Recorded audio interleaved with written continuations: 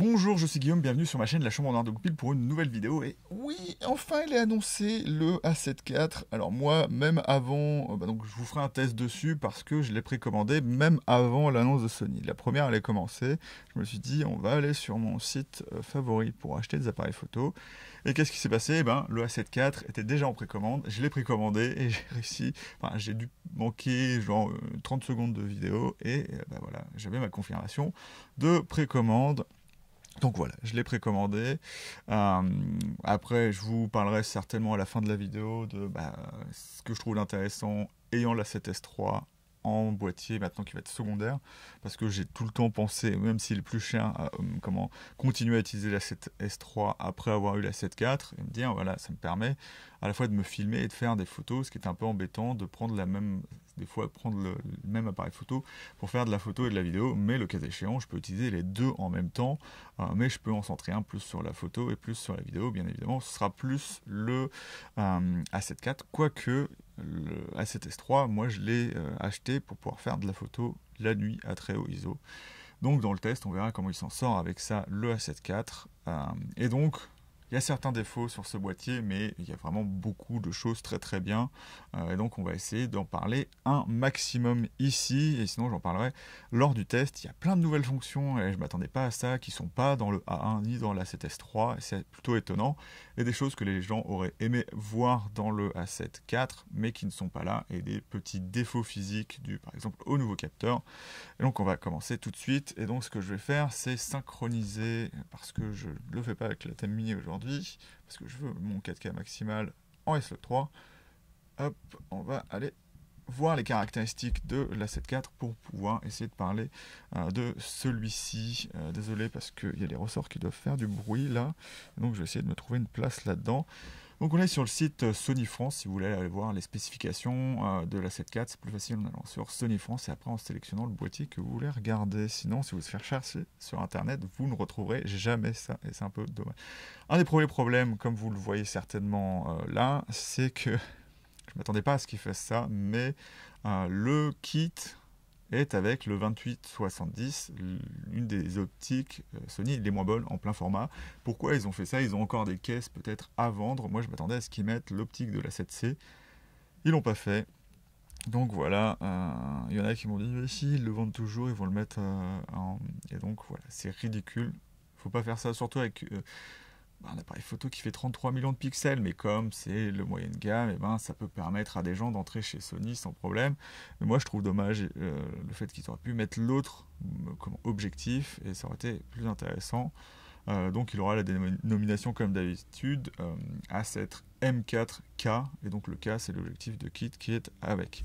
Une des choses intéressantes avant de rentrer plus en détail, en parlant de packaging, c'est que maintenant Sony se met à l'écologie, et donc du coup par exemple le A7 IV sera fait avec en partie des plastiques, enfin des plastiques recyclés dans ses parties en plastique, puisqu'il est en métal et en plastique, et le packaging sera réduit en taille et aussi ne contiendra plus de plastique et ne contiendra sûrement pas de chargeur, puisqu'ils disent oui, bah, ça diminue l'empreinte carbone dans le chargeur. Oui, et le prix, enfin bref, pour un appareil photo à 2800 €, voilà. Je pense qu'il n'y aura pas de chargeur, je m'en fiche parce que j'ai déjà celui de cette S3 et généralement j'ai pas de powerbank ici, je mets ma powerbank direct dans l'appareil photo, ou sinon le plus simple pour pouvoir utiliser des powerbanks qui n'ont pas de power delivery, d'acheter un chargeur comme ça qui marche sur de l'USB 2 et c'est c'est beaucoup plus simple. C'est plus long, mais au moins vous pouvez acheter des choses moins chères que des powerbanks. Maintenant, c'est certes moins cher, mais maintenant vous pouvez avoir des powerbanks à 9 balles juste pour recharger votre téléphone et ça marchera aussi dessus. Voilà, juste pour le fait de dire que c'est dommage de ne pas avoir de chargeur sur le A7 IV. Donc voilà. On ne va pas rentrer dans les détails, mais c'est bien évidemment un capteur 3,5 plein format à 33 millions de pixels, donc voilà, je ne rentrerai pas dans le détail de pourquoi à la base c'est 34 millions de pixels, ça doit sûrement être l'autofocus et comment le calcul de, puisqu'un pixel est calculé, hein, je rappelle, hein, c'est une matrice en deux couleurs, et un pixel est fabriqué avec 4 pixels, et donc on arrive avec un certain nombre de photosites à faire 33 millions de pixels, mais ça ne reflète pas le nombre de photosites sur le capteur. D'ailleurs, ce qui est assez marrant, c'est qu'on a moins de photosites que ce qu'on a de pixels. Pour la petite histoire, mais on n'est pas là pour parler de ça. Donc dans les formats, on aura du JPEG, du AIF et du RAW, recompressé sans perte, non compressé. Donc voilà, vous pouvez le voir, les AIF sont en 4.2.0 et en 4.2.2 10 bits, donc ce sera mieux que le JPEG, puisque le JPEG est en 8 bits. Voilà, et donc on a la qualité extra fine, standard, légère. Et bien évidemment, comme on est chez Sony, on n'a pas de choix de taille de RAW. Il devrait faire ça au moins sur les R et l'A1, quoique celui-là ça pourrait être intéressant. Mais au moins on aura le premier appareil photo, moyenne gamme Sony qui en crop passe au-delà des 12 millions de pixels, donc ça pourrait être intéressant à matcher au moins sur les réseaux sociaux avec mon A7S3, même si je préfère amplement faire des photos plein format et après bien évidemment recropper dedans, c'est beaucoup plus simple. Donc voilà, on a des profils d'images. Alors j'ai déjà fait une partie de cette vidéo, donc il y a des choses qui sont faux dans les caractéristiques, et donc on ira plus loin, je vous indiquerai ce qui est faux, et après on verra que au final j'ai raison, parce que c'est indiqué dans les spécifications. Donc on a on a tous les profils vidéo, et en plus on va avoir le S-Cinétone, donc on a tous les profils habituels, donc ne vous inquiétez pas, on a le S-Log3, et on a bien évidemment les 10 bits en 4.2.2, que ce soit en compressé ou en non compressé. Ce que n'indique pas, bien évidemment, ce descriptif, ce qui est assez bizarre d'ailleurs. Hop, donc on a tout ce qu'on veut, genre sRVB ou Adobe RVB. Sachez que Adobe RVB, vous avez plus de qualité, enfin plus de couleurs, donc en général le buffer il aime pas trop ça, mais c'est ce que j'utilise pour avoir plus de couleurs. Et donc là on a un petit problème. Format d'enregistrement, XAVCS, XAVC-HS, sauf qu'il y a le SI aussi, ce qui est indiqué dans toutes les reviews, et même dans la vidéo de présentation de Sony, mais là, le mec n'a pas fait bien son boulot. Et en plus, je sais pas s'il était persuadé que c'était pas le cas, parce que là, ça n'apparaît pas.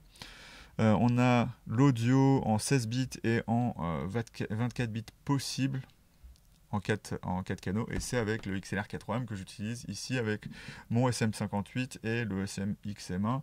Et donc c'est aussi une raison d'acheter Sony, même si j'ai un R6, et donc je vous ferai la comparaison des deux. Il y a des choses qui sont un peu meilleures dans le R6, comme le 4K 60 images par seconde en plein format, mais moi ça me dérange pas. Oui, le A7 IV a son 60p 4K croppé, sauf que moi, comme j'ai le A7S3 qui ne peut pas faire de 4K croppé, et ben ça ne me dérange pas, parce que lorsque je suis en animalier, parce que le A7 IV aura l'autofocus sur les animaux, ouais, je spoil un peu avant d'arriver jusque là, et ben ça me permettra de faire du téléobjectif avec le 200-600 en passant à 300, 900, et il y a le Clear Image Zoom qui me permettra de passer jusqu'à 1350, certes en perdant l'autofocus sur les oiseaux, et du coup on a l'autofocus sur les oiseaux en vidéo, ce qui n'est pas le cas sur le A1.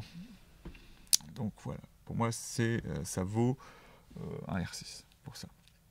J'ai pas de problème avec le crop, surtout que moi je préfère utiliser le 120p personnellement que le 60. Voilà. Et avec la mauvaise habitude, le problème du R6 d'avoir que des modes automatiques, que automatique ou manuel, il faut faire attention à mettre le bon framerate, parce que lorsque vous faites du ralenti, vous êtes obligé d'utiliser la loi des 180 degrés, parce que sinon ça saccade. Voilà. Et je sais pas pourquoi sur Sony j'arrive mieux à exploiter ça. Enfin bref. Il y aura une comparaison avec le R6, mais qui sera fair play, parce que j'utilise le R6 autant que le A7S3, au moins en grand angle. Et donc je trouve quand même que c'est un très bon appareil photo, le R6, bien que le A7 IV a beaucoup de choses pour lui. Donc on va continuer. Encore une fois, il parle des paramètres. C'est ça que je trouve bizarre. Enregistrement. Ah non, c'est pas ça. Non, bah non, c'est vidéo. Je croyais que c'était enregistrement vidéo en photo, le problème, mais pas du tout. Donc, alors, où qu'on voit que du coup, il y a du SI, c'est que lorsqu'on arrive là, XAVC SI. Voilà. En 60p, en 30p, en 24p, en 50 et en 25. Ah, d'ailleurs, ils l'ont Ah, c'est marrant. Non, le SI, je crois qu'il est en tout. Non, c'est ce que je dois regarder. Oui, parce que comme j'ai le A7S3, je me rappelle de choses qui sont un peu bizarres dans le A7S3. Donc le HS, moi j'utilise le HS 4K 10 bits en 4.2.0. C'est ça qui est intéressant avec les Sony, c'est qu'on peut choisir son, son 10 bits, hein, pas juste prendre H265 et c'est tout.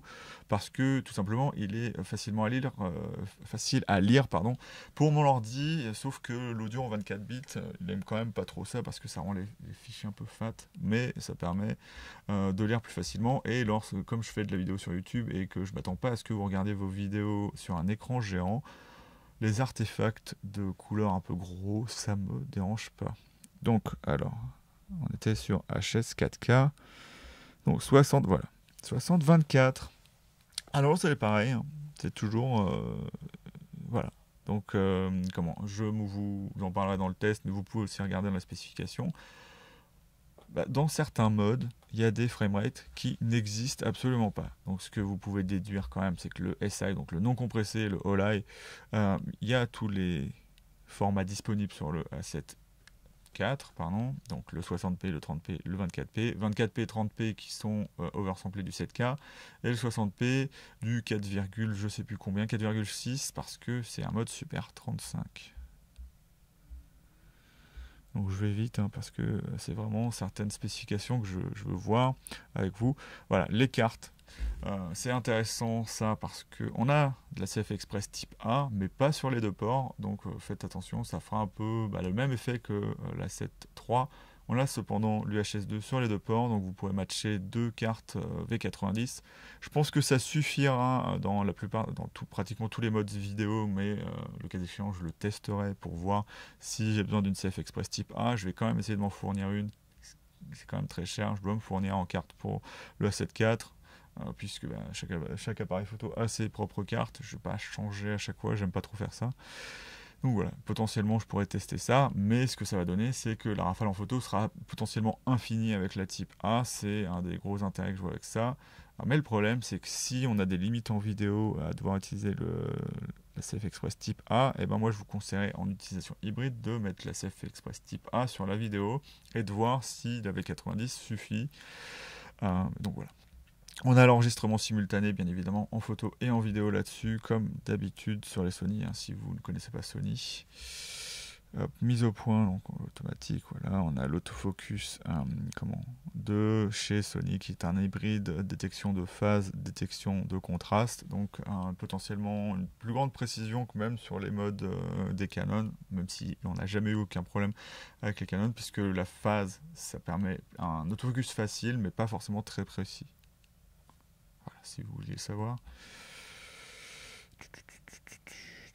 Donc on a 759 points qui couvrent, c'était 94% du champ, donc c'est vraiment quelque chose d'intéressant. On a EV-4 jusqu'à EV20, donc en gros, en plein soleil, l'appareil photo, il arrivera... Enfin, si vous essayez de viser le soleil, il n'arrivera pas à faire la mise au point, mais il fait EV-4. Avec une caractéristique qui est assez intéressante, c'est que l'autofocus se fait à f22. Donc en gros, il a le système autofocus de l'A1, enfin, au moins l'algorithme de l'A1. Et donc, bien évidemment, s'il fait l'autofocus sur les oiseaux, il a cet algorithme-là. Et donc c'est très très intéressant parce que le A7S3, il est là, je regardais le R6, est limité à f11 ou 12. Donc moi quand je fais de la vidéo d'or et que j'ai pas de ND, parce qu'un ND sur un 200-600, ça fait un peu 80... C'est 95 mm, donc c'est minimum 200 euros, 179, si vous prenez de la marque. Donc voilà, ça pourrait être intéressant de passer au-delà de f12. Alors après, vous aurez tout qui est net, bon, même si un téléobjectif, il y a quand même un peu de compression, mais voilà. Donc on a tous les modes habituels, AFA, AFS, AFC, DMF, c'est la possibilité de passer en mise au point manuelle en autofocus, sauf que moi j'ai toujours vu que c'était en AFS, donc peut-être que je me trompe et je regarderai là-dessus, mais du coup je m'en sers pas, j'utilise tout le temps l'AFC avec l'iPhone et je désactive absolument tout du déclencheur, et l'AFA ça ne sert à rien puisque c'est un mélange entre l'AFC et l'AFS et ça fait jamais ce que vous voulez. Donc on a les zones de mise au point, donc des choses, toujours la même chose chez Sony, on a une grosse possibilité là-dessus, avec la possibilité de régler les zones, le suivi peut être Le collimateur initial du suivi peut être changé, le spot peut avoir une taille plus grosse, enfin voilà, c'est assez intéressant. Donc voilà, mise au point automatique IAF, on a humain, animaux, animal, oiseau, sélection œil droit et gauche et animal, oiseau, œil droit et gauche. Donc voilà, maintenant on est au niveau de Canon, à la fois en photo et en vidéo, il n'y a aucun problème de ce côté-là. Donc je passe un peu, hein, si vous voulez vous attarder, vous verrez ça. Donc voilà, la sensibilité d'exposition, c'est ce qui est marrant, c'est qu'on a un autofocus qui peut aller très loin dans le noir, mais le light meter ou la cellule ne voit pas au-delà de EV-3. On a tous les modes d'exposition habituels qu'on a en vidéo, hein, contrairement au R6. Donc voilà, maintenant on va passer aux choses techniques qui vont le séparer des autres modèles de la gamme Alpha. Apparemment, du coup, le viseur. Pourquoi je dis apparemment le viseur? Donc voilà, on a une taille de dalle qui est la même que sur, je pense, le A7R4, puisque les viseurs les dalles ont une taille différente. Le viseur du Alpha 1 et du Alpha 7S3 ont une dalle plus définie et plus grande pour avoir une magnification plus grande et que ce soit esthétiquement meilleur avec moins de bruit et des choses dans le genre. Donc là, c'est l'habituel. Pour moi, c'est le viseur de la 7R3. Donc peut-être avec des possibilités de rafraîchissement plus élevées, mais on reste sur l'ancien 0,78% de magnification à 23 mm comment ça s'appelle, de point oculaire ou d'eye point, suivant comment vous appelez ça. Sur le A7S3, on est à 0,90 en grandissement. Donc c'est quand même un peu plus élevé que ça. Il n'y aura pas de problème, hein, basiquement. Et les porteurs de lunettes préféreront ce type de viseur qui permet d'être plus loin de l'appareil photo pour voir correctement. D'ailleurs, il y a un mode sur la 7S3, le A1, pour revenir à cette magnification-là. Donc c'est pas un problème non plus. Donc standard, on a 60 images et en élevé, on a 120 images par seconde. Ce sera forcément une upgrade par rapport à la 7.3. Et si c'est s'ils nous font pas le truc habituel de diminuer trop la définition lorsque vous faites l'autofocus, et on aura une image de très bonne qualité. Sur le R6, on a bien le même type de dalle et ça marche très très bien quand même. Il y a un petit problème aussi, c'est l'écran arrière. Alors, moi, j'ai pas de problème avec le 1,440 millions de points de la 7S3, mais là, on est retombé sur celui de la 7C, voire de la 7.3. Certes, orientable, tactile, dans les menus, avec les nouveaux menus Sony, sauf qu'on est à 1 36 000 points, comme vous le voyez. Un petit peu dommage. Hein. On a le Clear Image Zoom, comme je l'ai dit. Alors, on a x2 ou x1,5. Alors, ce qu'il faut savoir, c'est que x2, ça attaque la qualité de l'image, alors que 1.5, ça ne la modifie pas. Donc, moi, je préfère mieux être en crop 1.5. Ça enlève, comme je vous l'ai déjà dit, juste tous les AF, style AF sur les yeux. Il va juste prendre ce qu'il y a de plus près. Il n'y a plus de real-time tracking non plus. Donc on a plein d'options de zoom que vous verrez tranquillement tout seul. Donc bien évidemment, pour le test, je vais bien analyser toutes les caractéristiques techniques. D'ailleurs, souvent je les réécris. En vitesse d'obturation, on n'a rien de fou. On a un 8 millième de seconde à 30 secondes. On n'a pas plus. Que ce soit en électronique. Et en électronique, on n'aura pas un rolling shutter génial. Donc c'est un peu dommage parce qu'ils ont mis la nouvelle fonction de la 1 de pouvoir mettre des incréments plus à séparation plus petite, à savoir si vous avez un 50e de seconde ou on va dire un 500e de seconde, vous avez du flickering, vous pouvez mettre un 505,5, c'est pas exactement ça, hein, c'est juste une image, mais vous pouvez régler des petits incréments de vitesse pour éviter le flickering. Mais moi je vous déconseillerais sur cet appareil photo de faire des photos au ça y est, je me suis perdu à l'obturateur électronique. Voilà. Le stabilisateur d'image, alors c'est comme d'hab, sauf qu'on a les 5,5 diaph qu'on a sur le A7S3. Il me semble que sur le A7 c'était 5.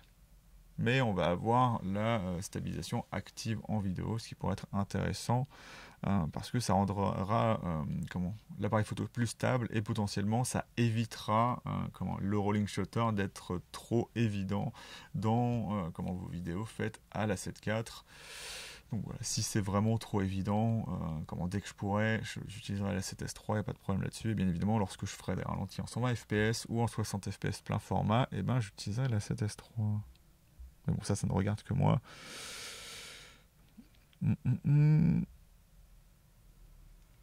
Donc on a la rafale à 10 images par seconde, donc c'est peut-être un peu décevant, mais on reste à 33 millions de pixels, donc voilà, j'ai pas forcément de problème avec ça. Ce serait bien qu'un jour, ils changent ça. Pour moi, ils vont finir par arrêter d'utiliser des obturateurs électroniques, donc c'est pour ça qu'ils mécanique, donc c'est pour ça que il reste à 10 images, donc à voir ce que ça donnera avec le A7R5. Je pense pas qu'il aura plus. Donc on verra ça. Donc on a 10, 8, 6 et 3. À savoir que avec les 10 images par seconde, on a normalement aucune dégradation sur les RAW. Voilà. Ce qui serait le cas chez Canon, par exemple. Les 12 images par seconde au R3, au R5 sont à 13 bits. Sachez-le. T'en fiche. Stockage de masse. Microphone stéréo intégré. La NPF Z100, bien évidemment. Je sais pas pourquoi ça. C'est quoi qui résonne? C'est juste ma gorge.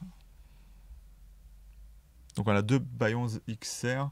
Donc on aura le potentiel qu'on a dans le A7S3 et le A1, et c'est plutôt bienvenu pour les 33 millions de pixels.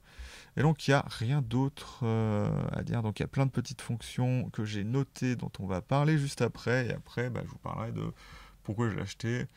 Si ça peut vous inspirer aussi, vous aussi, à un peu voir les 60 images par seconde Super 35 un peu différemment, parce qu'il y a beaucoup de gens que ça a l'air de déplaire. Moi, pas forcément. C'est plus le rolling shutter qui me posera des problèmes. Bon, voilà, on fera avec. Mais il y a plein de choses, notamment l'autofocus sur les animaux. Putain, c'est quoi qui résonne là? Il y a quelque chose qui me dérange, j'espère que vous ne l'entendrez pas. Il y a des choses qui sont mieux que sur le A7S3 et le Sony A1. Donc je vais m'arrêter là-dessus avec ça. Voilà. Donc on a maintenant, ce qui est bien plus pratique qu'avant, le boîtier a légèrement changé. Alors c'est une nouvelle amélioration des boîtiers. On a donc le grip de l'A1, donc il est légèrement plus large, surtout sur le côté du boîtier. Donc le boîtier est un petit peu plus large, de 2 mm à peu près. Et on a une nouvelle, un nouveau switch, un peu comme ceux qu'il y a pour, du côté épaule gauche de l'A1, on va avoir en dessous de la route mode un switch photo, vidéo et SNQ. Donc ce qui va être intéressant du coup, c'est qu'on n'a plus besoin de regarder sa molette, on sait que le switch ça va passer de photo à vidéo, et moi je trouve ça vraiment plutôt pratique que à chaque fois tourner la molette sur tous ces modes pour aller jusque là où on veut. Je trouve ça pas agréable. Et ce qui est quand même pas mal, c'est que un des intérêts de la 7.3, c'est de ne pas avoir de lock sur le bouton des modes, et donc ça facilite le changement de mode. Et donc on n'en a pas besoin de bouton de blocage là-dessus, parce que c'est très difficile de toucher ce bouton par inadvertance. Donc voilà. C'était une des choses qui était intéressante dans la 7.3, et il est dans la 7.4. Il n'y a pas de lock à ce niveau-là. Le bouton la molette de compensation d'exposition est maintenant personnalisable, et donc maintenant il n'y a plus les numéros qui sont marqués dessus, mais on peut s'en servir comme on veut. Donc on a une molette de plus. Donc maintenant chez Sony on a 4 molettes, donc potentiellement personnalisables comme vous voulez. Et ça pourrait être intéressant, comme vous voulez. Il y a que des fonctions bien évidemment où on peut passer via une molette, et elle est aussi bloquable de la manière de la 7S3 ou de la 1, c'est-à-dire on appuie sur un bouton et ça bloque comme chez Fuji. Donc c'est assez intéressant de ce côté-là. Et on a l'HDMI plein format de la 7S3. Ça c'est super bien, il risque pas de se casser. On peut utiliser des câbles de base sans problème, on n'est pas obligé d'avoir d'adaptateur. Ce que je fais sur le R6 Hein, moi, c'est que sur la cage, j'ai deux vis et, et j'ai un adaptateur qui fait qu'il n'y a aucune tension qui arrive. Sur le micro HDMI, c'est D, je crois. Ouais. Et donc, on va parler des petites fonctions de la 7.4 qu'il va avoir en plus. Donc, qu'est-ce que j'ai pas dit? Tac, tac, tac. On a une fonction vidéo qui s'appelle le Focus Map. Et donc, c'est assez marrant. C'est comme une espèce de false color en autofocus. C'est assez bizarre parce que c'est un peu moche et c'est pas la plus jolie implémentation de ça, mais vous pouvez avoir en orange les points focus et on a des couleurs bleues et vertes pour indiquer ce qui n'est pas mis au point. Donc ça peut vous aider de loin à voir ce qui est mis au point sans avoir à regarder de près l'appareil photo, ce qui pourrait aider vu que l'écran n'est pas très défini. On a un truc qui est vraiment très très intéressant et que il n'y a pas ailleurs, c'est le breathing correction. Et donc le breathing, c'est en gros la respiration.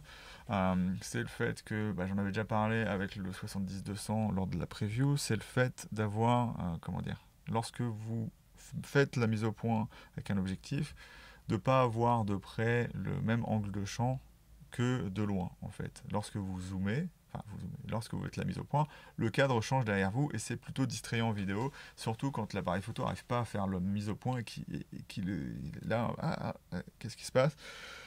Ce qui est intéressant avec cette correction, c'est qu'en gros, il va calculer ou il connaît dans ses paramètres le point de breathing où la focale est la plus croppée, donc vous perdez un peu de focale. Mais sur les plans fixes, ce qui va être intéressant, c'est que quand vous bougez dans le cadre, il n'y a pas de changement d'agrandissement de cadre. Donc c'est ça qui va être intéressant. C'est apparemment, plus un truc de nouvelles optiques Sony, mais le 20 mm 1.8 peut s'en servir. Donc lorsque vous ferez des vidéos ici, j'aurai pas ce focus. Là, de toute façon, vous pouvez le voir. Hein. L'arrière-plan bouge. Voilà. Et ça, on l'aura plus. On aura certes le cadrage qui sera plus celui-ci, mais voilà, il y aura moins de problèmes avec ça.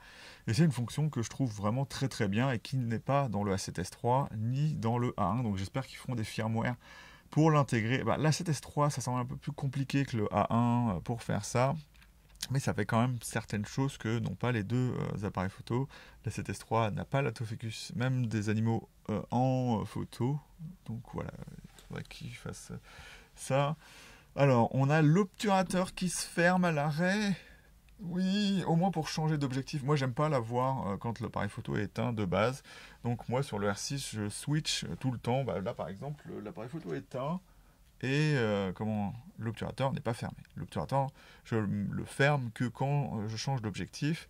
Donc ça me servira juste à ça pour la 7.4. Parce que pour rappel, il faut faire attention. S'il y a de la lumière trop concentrée qui arrive sur votre obturateur, il va fondre.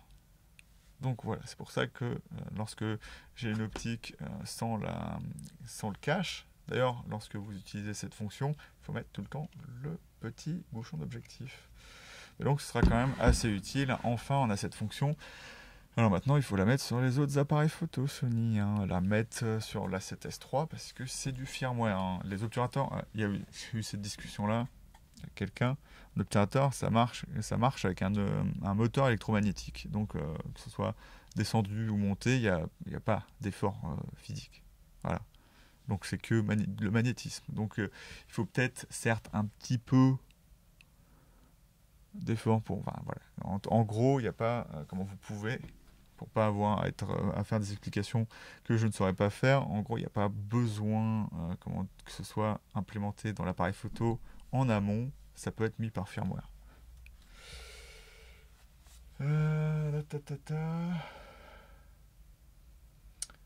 Puis c'est à peu près tout. Ah si, il y a quelque chose d'intéressant. Donc il y a des choses dont je ne parle pas ici parce que ça ne m'intéresse pas forcément là tout de suite. On peut faire du streaming directement. Vous mettez l'USB sur la 7.4 et vous pouvez streamer directement sans aucun problème. C'est très très bien, ça marchera très très bien, voilà, comme je l'ai dit. Ce qui est assez marrant, c'est qu'on peut aller jusqu'à 4K. en streaming. Mais ce qui est assez marrant, c'est que le 4K streaming, c'est 15 FPS. Et donc Sony, ça, il fallait le faire. Alors ouais, vous pouvez faire du streaming en 4K, mais c'est pas utilisable, parce que vous avez déjà fait 15 FPS. Alors le 1080p sera disponible en 30 et 60, donc voilà, c'est quelque chose de plutôt bien, mais 15 FPS en 4K. Donc voilà, c'est à peu près tout ce que j'avais à dire sur le A7 IV, un boîtier que j'ai acheté et qui sera vraiment très très bien, qui n'est pas sans défaut, mais pour le prix, il n'y aura aucun problème là-dessus. Je trouve qu'il est plutôt bien armé, surtout que ce qui n'est pas décollant, c'est que contrairement à l'A7 III, on pouvait se poser la question de l'utiliser avec un A7S III dans des productions vidéo ou un A1, ce qu'on ne ferait pas, mais avec un A7S III par exemple, et ben là on peut se dire, bah voilà, mon boîtier secondaire c'est soit l'A7S III, soit l'A7 IV, ce qui sera mon cas, et on aura pratiquement la même qualité. Apparemment la qualité en termes de colorimétrie c'est entre le A7S III et le A1, donc c'est quelque chose qui est quand même vachement intéressant au final. Et donc moi, ça me permettra d'utiliser, comme je l'ai dit, mon A7S III, soit de manière différente, soit de même manière, mais en fait, ça comblera deux coins. Le coin photo lorsque je veux de la définition, et la partie photo lorsque je veux de la basse lumière. L'A7S III pourra faire la basse lumière. L'autofocus de l'A7S III est déjà très très bien, donc savoir que l'A7 IV sera mieux, ça me fait vachement plaisir. Donc voilà, qu'est-ce que je pourrais dire d'autre par rapport à ça vis-à-vis de la 7.4? Je pense que c'est plutôt bien. Les deux se combineront assez bien. Je pourrais utiliser le 200-600 sur la 7.4 pendant que je me filme au 20 mm comme ici avec la 7S III. Du coup, mon sac Wonder, il peut prendre les deux dans ma configuration téléobjectif plus grand angle, comme j'en ai parlé dans la vidéo sur le Wonder Provoke. Et donc voilà, moi, je vais beaucoup plus travailler le test. D'ailleurs, je vais commencer à le travailler même sans l'appareil photo maintenant. Donc, si vous voulez voir ce test, n'hésitez pas à vous abonner, à liker aussi cette vidéo. Et s'il y a des choses dont j'ai pas parlé, n'hésitez pas à poser la question. Ce sera intéressant de voir aussi si vous avez des questions pour le test de la 7.4, parce que voilà, je vais essayer d'aller très très précis. Il faudra que aussi je fasse en sorte d'aller beaucoup plus vite que je sais combien de minutes. Je ne sais pas. Ah si, 32 minutes. Il faudra que j'aille plus vite. Donc voilà, je vais vous laisser là-dessus. Voilà, moi je suis super content par cet appareil photo. Je suis un peu fatigué, donc c'est pour ça que j'ai attendu toute la journée, toute l'après-midi pour pouvoir le commander avant d'avoir... Voilà, je voulais être un des premiers à le précommander dans mon magasin, voilà, c'est tout. Et donc, je vais vous laisser là-dessus. Donc, je vous dis salut et à bientôt dans la chambre d'art de Goupil pour, je vous le rappelle, des vidéos à la fois Canon et Sony. Donc, ceux qui sont abonnés à Canon et ceux qui sont abonnés à Sony, arrêtez de vous désabonner à chaque fois qu'il y a une vidéo de l'un ou de l'autre qui sort. Je fais des vidéos sur les deux. Ça me permet d'être plus objectif. J'adore mon Canon EOS R6, même si il va avoir un peu du mal à se comparer à ce 7.4. Mais on verra ça, il y aura une vidéo de comparaison des deux. Je serai fair play, il y a des choses qui sont mieux dans le R6, je le reconnais. Mais voilà, Sony nous a pondu un truc très très bien qui nous augure un bon futur pour Sony. Bien évidemment, le A7 IV, alors en plus j'ai fini mais j'ai pas fini. Bien évidemment, le A7 IV comme le A7 III était super, on ne voit pas la différence si énorme que par rapport à la 7 II. Et ce qui est probable, c'est que lorsque Canon sortira le R6 Mark II, ils font genre du niveau de ils font en sorte que tout ce qui n'était pas bien dessus soit corrigé, mais ça en fera un appareil photo beaucoup moins impressionnant que le premier R6. Donc c'est dans la nature des choses, et donc ne soyez pas déçus avec ça. Salut et à bientôt dans la chambre d'art de Goupil.